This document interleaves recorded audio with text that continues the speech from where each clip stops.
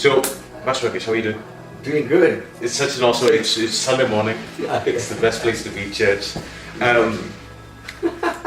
I've loved so many talks of yours, and one of the best ones is actually about how you talk about vision. I just love it. It just burns. I mean, you're one of my best speakers. I've actually had the opportunity to sit under the ministry of. How important is vision for an individual in their life? I think it's very important because the Bible says that people without vision will perish, and that's the same for individuals, as for a family, for the church, for business. So I think vision determines your future because it brings in hope. Because when vision comes in, faith comes in, right? Yeah. Because faith is assurance of all things hoped for, and it's a lot of times why people, I just feel that so many times even when people fail, they fail not because of the failures they've had. They fail because they don't have a vision. Because when you have a vision, you see the end from the beginning. That's right. Right? So even when you fail, you rise up.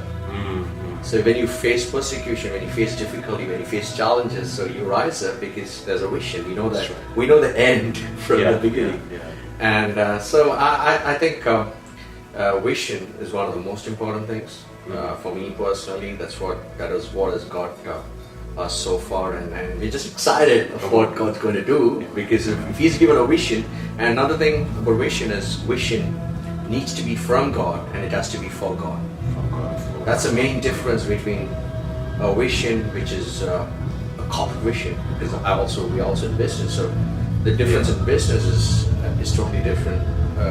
But from a Christian perspective, whatever we do when we have a vision, it has to be from God, because it has to be, and also it has to be for God. It can be whatever we're doing, whether we're doing church, whether we're doing business, because when you're doing business, it has to be a kingdom business, because there has to be things where we are going to sow into cities, into nations, of what's going to happen from the vision which God's given us to build a kingdom business. That's the same way with individual ministries, and when the vision is from God, there will always be, even when challenges come, it just takes you forward. Wow. It excites you, just like Caleb and Joshua. That's right.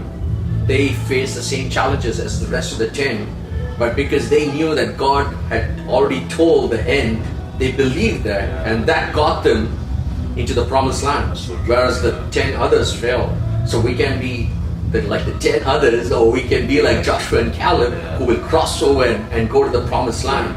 And it's exciting because every year when we start, we face different challenges, difficult situations just going to come. It's vision which is going to get us over. Wow.